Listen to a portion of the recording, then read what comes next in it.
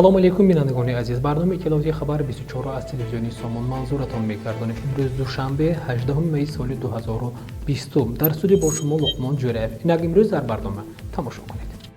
беш аз 900 тонна кӯмакҳои маводи хӯрокворию доруворӣ ба маблағи зиёда аз 6 миллион сомонӣ ба вилояти Соғд.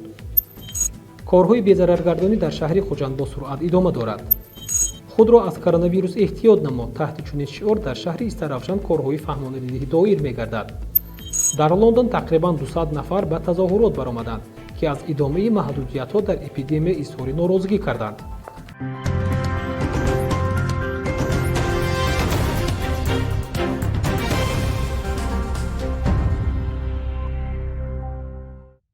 бинандагони азиз, дар бораи ин ва дигар хабарҳо тӯли чанд дақиқа бароятон маълумоти мухтасар хоҳем дод. лоиҳаи қонуни ҷумҳурии Тоҷикистон дар бораи муқовимат ба коррупсия асосҳои ҳуқуқию ташкилии муқовимат ба коррупсияро муайян намуда ба ҳифзи ҳуқуқу озодиҳои инсон ва шаҳрванд, манфиатҳои давлату ҷамъият, таъмини амнияти миллӣ, фаъолияти мӯътадили мақомати давлатӣ ва беғаразӣ дар хизмати давлатӣ равона гардидааст. мақсад ва моҳияти лоиҳаи қонуни мазкур дар тавзеҳномаи лоиҳаи номбурда дарҷ гардидааст. ин нукта имрӯз зимни ҷаласаи шӯрои маҷлиси намояндагон, ки дар он лоиҳаи қонуни ҷумҳурии Тоҷикистон дар бораи муқовимат ба коррупсия, лоиҳаи қонуни ҷумҳурии Тоҷикистон дар бораи суғуртии ҳатмии масъулияти граждании ҳуқуқии соҳибони воситаҳои нақлиёт ва дигар масъалаҳо мавриди баррасӣ қарор гирифтанд. дар ин бора Аҷонсии иттилоотии Ховар бо истинод ба маркази матбуоти маҷлиси намояндагон хабар медиҳад. дар анҷом аз рӯи масъалаҳои муҳокима гардида қарорҳои дахлдор қабул шуданд.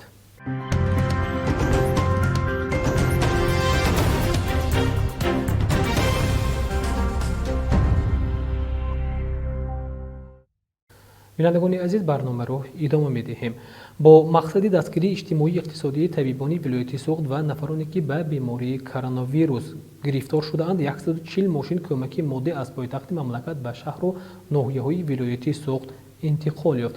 бино ба иттилои хадамоти матбуоти раиси вилояти Соғд, дар маҷмӯъ кӯмаки моддӣ аз 900 тонна маводи озуқа ва доруворӣ иборат буда, маблағи умумии он беш аз 6 миллион сомониро ташкил медиҳад. тафсилоти бештарро дар гузориши ҳамкасбонмон аз телевизиони Тоҷикистон манзуратон мекардонем.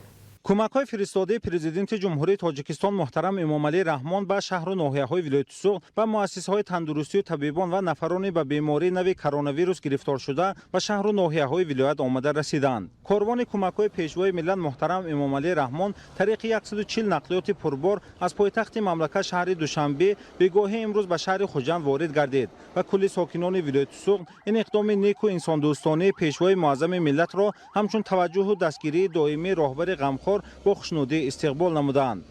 кӯмакҳои сарвари давлат аз маводи ғизоӣ иборат буда маводи доруворӣ, либосу ниқоби тиббӣ, дастпӯшакҳо, асбобҳои муҳофизатӣ, дигар маҳлулҳои безараргардонӣ ва муассисаҳои тандурустии шаҳру ноҳияҳои вилояти Соғд барои истифода дар рафти табобати беморон ва солимии онҳо мусоидат мекунад.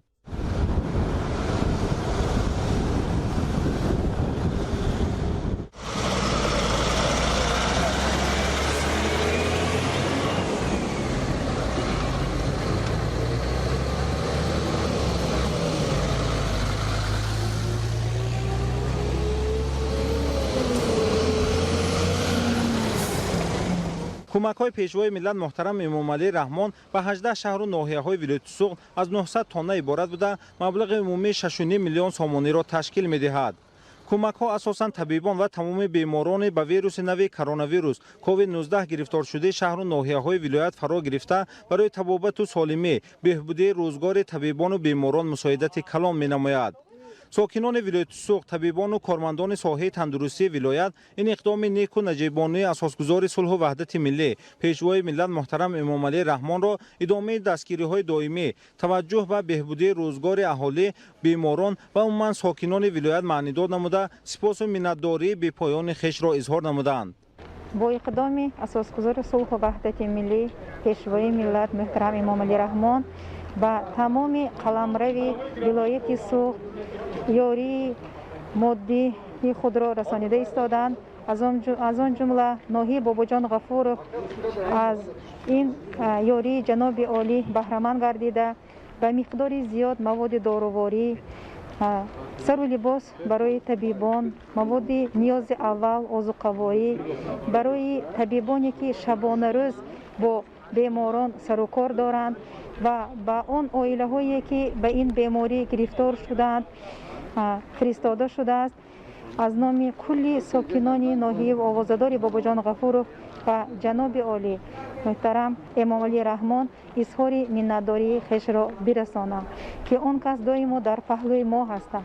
در این روزهای وزنین آن کس دائم پشت و پناه خلق بوده، در حقیقت پیشوای معظم ملت هستند که سعدی بزرگوار گفته است بنی آدم اعضای یکدیگرند که در آفرینش ز یک گوهرند، چو عضو به درد آورد روزگار دیگر عضوها را نماند قرار.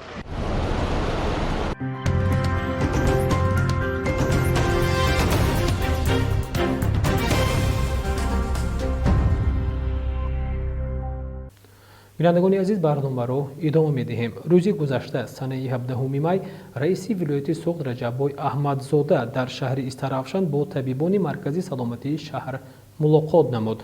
نخست راهبری ولایت اوید به دستگیری پیوسته دولتی ساحه تندرستی از جانب اساسگذار صلح و وحدت ملی پیشوای ملت پرزیدنت جمهوری تاجیکستان محترم امام علی رحمان و روانه گردیدن توجه خاصه جهتی مهیا نمودن شرایط مساعد برای فعالیت طبیبان یادآور شد.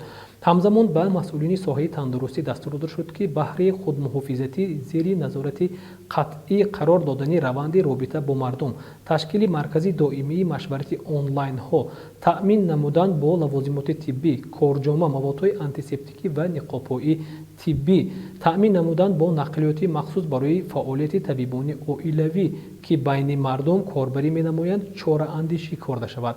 از جانب راهبری ولایت به مرکزی سلامتی شهر استرافشان به مقدار ضروری کارجامه، موادهای آنتیسپتیکی، نقاب‌های طبی و مواد آذوقه‌واری دسترس کرده شد. در این باره خدمات مطبوعاتی رئیس ولایت سوخت خبر داده است.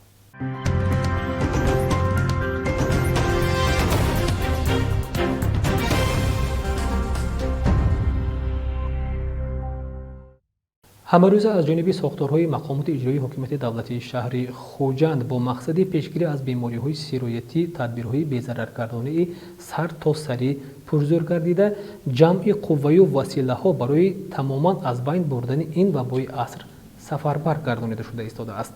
گزارش برنامه را در این خصوص تماشا کنید.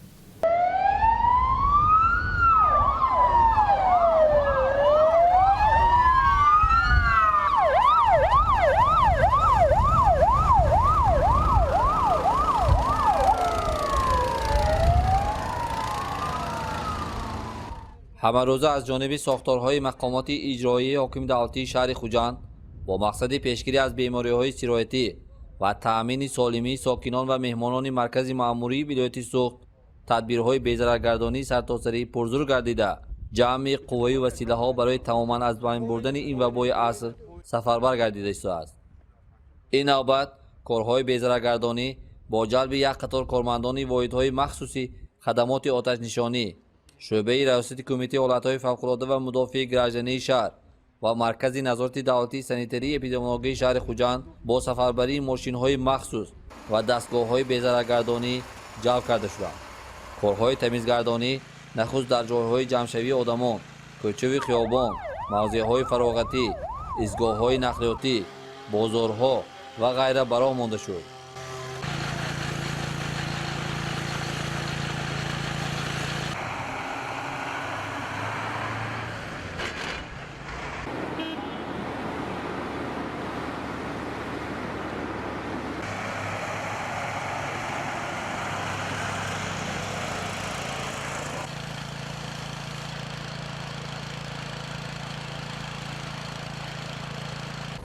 همین گونه تدبیرهای بی‌ضررگردانی در کوچه و خیابان و ایستگاه‌های نقلیاتی در حدود کوچه‌های اسماعیلی سامانی، کمال خوجندی، گگرین، سیردریا، رحیم جلیل، رفعت حاجیف، امینجان رسولov، شرق، فردوسی، سعید ولیف، استقلال و یک قطار میکروناحیه‌ها تشکیل و راه‌اندازی گردیدند.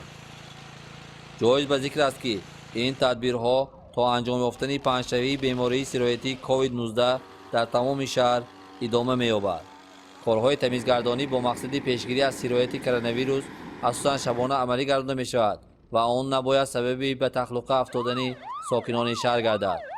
همزمان همه روزه در شهر خوجند بهره تازه و آزاده نگاه داشتن شهرک و محله ها، درآمدگاه ها و اطراف بناهای معمولی استقامتی کارهای اطلاعاتی برده شده است و تمام کارهای تمیزکاری با رعایت رژه مخصوص زیر نظارت قطعی مرکز نظارت دولتی سانیتری اپیدمیولوژی شهر خوجند قرار دارد. تمام کوچه و خیابان‌های شهر همه روزه 2 مرتبه بی‌ضرر کرده می‌شوند، 1 مرتبه روزانه و 1 مرتبه شبانه. همچنین تمام کارمندان مرکز با ستاد حالت‌های فوق‌العاده در یک جایگی همه روزه بی‌ضرر کرده می‌شوند. از طرف بودجه محلی به مقدار اولا 220,000 سومانی، بعداً باز 250,000 سومانی برای ذخیره موادهای بی‌ضررگردانی، کارجامه‌های محافظتی، رسپیراتورها، عینک و همچنین نقاب‌های محافظتی خریداری کرده، ذخیره کرده شده ایستاده است. همه آن شخصانی که به واسطه با بی‌ضررگردانی مشغولند حتما از لباس‌های محافظتی استفاده می‌برند. جایز به ذکر است که همه این تدبیرها همه روزه از جانب رهبریت مقامات اجرایی حاکم دولتی شهر خوجند در ستاد شهری اوید به پیشگیری از پنهشوی بیماری کرونا ویروس کووید 19 مورد تحلیل و بررسی قرار داده می شوند.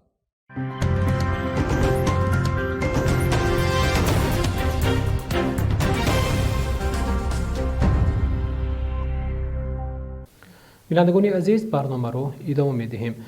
مرکز تسلیط ایلاوگی ولایت سوق در همدستی با ریاست معارفی ولایت شروع از سنه 1 می فعالیت محفل‌ها را به طریق فعالیت فاصله‌ای به راه مانده است.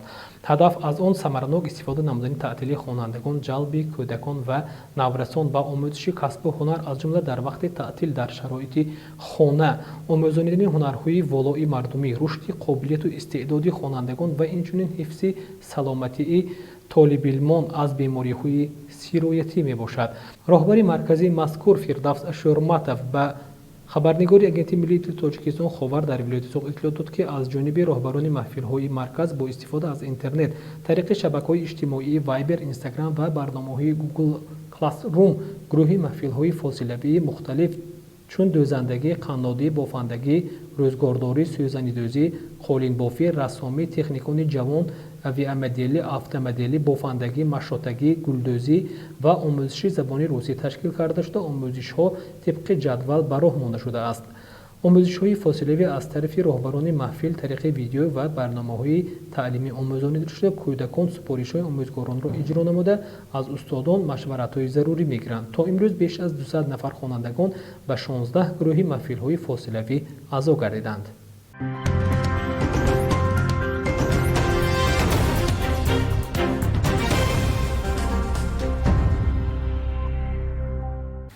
در شهر استرابشان ناظران بازرسی دولتی اتومبیلی جهت پیشگیری از پهنشوی بیماری سیرایتی تحت شعار خود را از کرونا ویروس احتیاط نما کارهای فهماندهی می‌گذرانند. اقدام مذکور جهت بلند برداشتن سطح آگاهی اهالی درباره پاندمی کووید 19 عملی کرده می‌شود که هدف آن حفظ سلامتی شهروندان است. ادامه این موضوع در گزارش مایور میلیسی اکبر شریفی. به ضرورت از تقلید شخصی استفاده ننماید. با نظرداشت وضع حساسی با وجود آمده از تاثیر بیماری سیرایتی کرونا ویروس با دستور رهبریت ریاست وزارت کارهای داخلی در ولایت سوق کاربری میلیسیا در سمت پیشگیری از این بیماری زود پهنشونده پرزور کرده شد. در 18 شهر و ناحیه‌های ولایت کارمندان میلیسیا با استفاده از نقلیات‌های خدمتی به کوچه‌ها برآمده احتیاطکاری و رعایت توصیه طبیبان را به مردم دستور می‌دهند. همین گونه چاره‌بینی‌های ترغیباتی در شهر استرابشان تحت شعار خود را از کرونا ویروس حمایت نما با تشبث ناظران بازرسی دولتی اتومبیلی همه روزه راه‌اندازی می‌گردد. مسئولین بازرسی دولتی اتومبیلی شعبه وزارت کارهای داخلی در شهر مذکور در برابر تنظیم، نظارت و رعایت قاعده‌های بی‌خطری حرکت در راه جهت اشتراک در معرکه‌های ضد ویروسی دوام شبانه روز در 2 مرحله وقتی صبح و بعد نصف روزی بردن کارهای فهماندهی را مقصد گذاشتند. مثلا کسالدا سخت احتیاط کنید. کسالدا شرطی مثلا شما شهروندان خیلی بسیارتر سر کار دارید شرطی آنتیسپتیک نقاب پاستنی باشد. риояи гигиенаи шахсӣ, безарурият ба кӯча набаромадан, истифода аз ниқоби тиббӣ ва дигар тавсияҳои худмуҳофизативу тадбирҳои беҳдоштӣ ба самъи аҳолӣ расонида мешавад. иқдоми мазкур ҷиҳати баланд бардоштани сатҳи огоҳии аҳолӣ дар бораи пандемияи COVID-19 амалӣ карда мешавад, ки ҳадафи он ҳифзи саломатии шаҳрвандон аст.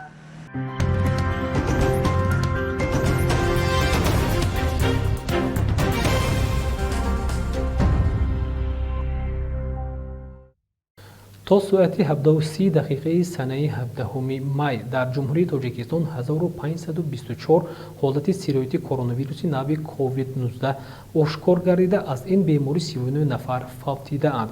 дар ин бора агенти миллии иттилоъоти тоҷикистон ховар бо истинод ба маркази матбуоти вазорати тандурустӣ ва ҳифзи иҷтимоии аҳолии ҷумҳурии тоҷикистон хабар медиҳад.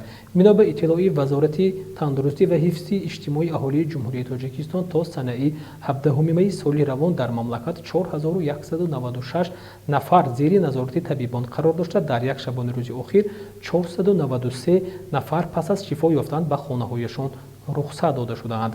вазорати тандурустӣ ва ҳифзи иҷтимоии аҳолии ҷумҳурӣ аз тамоми сокинони кишвар даъват ба амал меорад, ки қоидаҳои беҳдошти шахсиро қатъиян риоя ва ҳамзамон дар ҳолати пайдо гардидани нишонаҳои ин беморӣ фавран ба табиби оилавии минтақаи хеш муроҷиат намояд.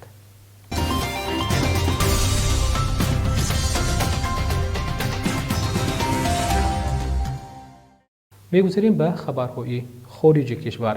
дар лондон тақрибан 200 нафар дар хайд парк ба тазоҳурот баромаданд. доир ба ин ва дигар хабарҳои хориҷи кишвар аз навори барнома ошно гардед.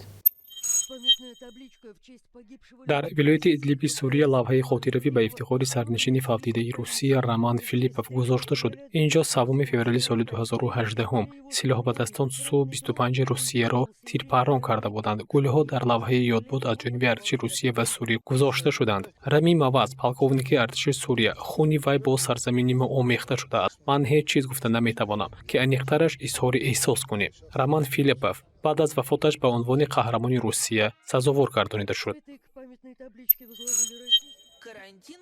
карантин мисли гавҳари баҳснок аст. дар лондон тақрибан 200 нафар дар хайд парк ба тазоҳурот баромаданд, ки аз идомаи маҳдудиятҳо дар эпидемия изҳори норозигӣ карданд. полис 6 фаъолро аз ҷумла Пир Корбин, бародари роҳбари собиқи меҳнат Ҷереми Карбинро боздошт кард. то имрӯз дар Британияи Кабир 240 000 нафар ба коронавирус сироят ёфтанд, ки 34 000 нафар сироят ёфтанд. дар Италия рӯзҳои истироҳат инчунин тазоҳурот ҷараён дорад. дар Милан истироҳаткунандагон ба хиёбонҳо баромаданд. кормандони соҳа онро шадид меҳисобанд ва аз харобшавӣ метарсанд. тазоҳургарон боварӣ доранд, ки мақомот карантинро дидаву дониста маҳдуд мекунанд, то маҳдудиятҳои навро ҷорӣ кунанд ва маҳкам кунанд.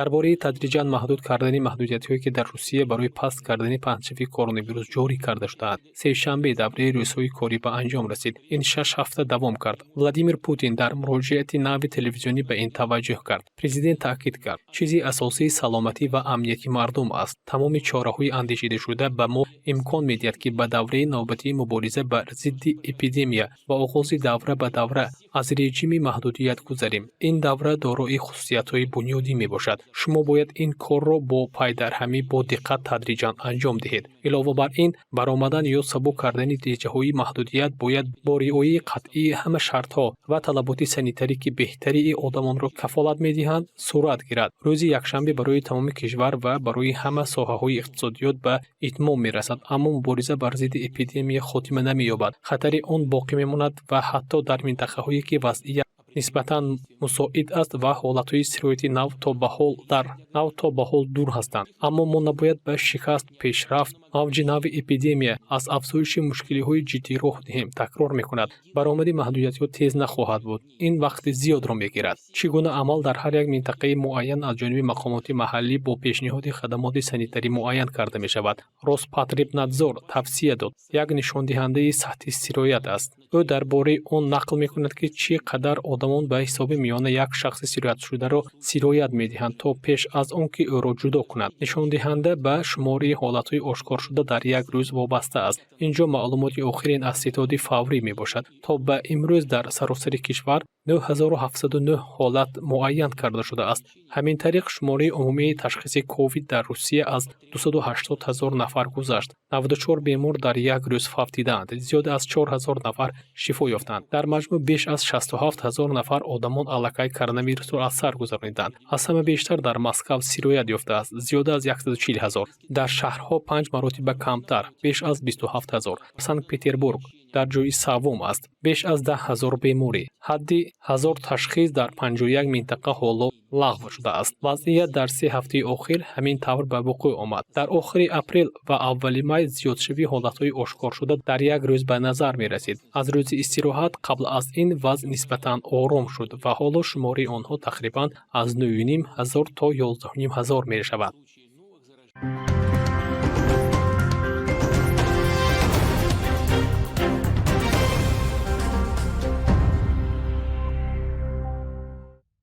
агентии обу ҳавошиносии кумитаи ҳифзи муҳити зисти назди ҳукумати ҷумҳурии Тоҷикистон хабар медиҳад, ки санаҳои 18 ва 19 майи соли ҷорӣ дар ҷумҳурии ҳавои ноустувор дар назар буда, дар бештари ноҳияҳо боронҳои хусусияти сел дошта борида, раъду барқ ба амал омада боридани ҷола аз эҳтимол дур нест.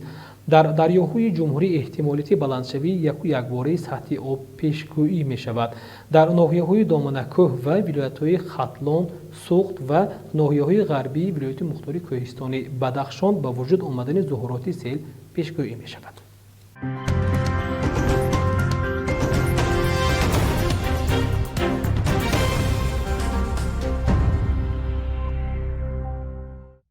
тамошобинони азиз, ин буд он ҳама хабару гузоришҳое ки то инда манзуратон гардонидем. дар ҳамин ҷо бошед то рӯзи дигар бо ҳар яке шумо худоҳофизӣ мекунем. хатан сету хона обод бошед.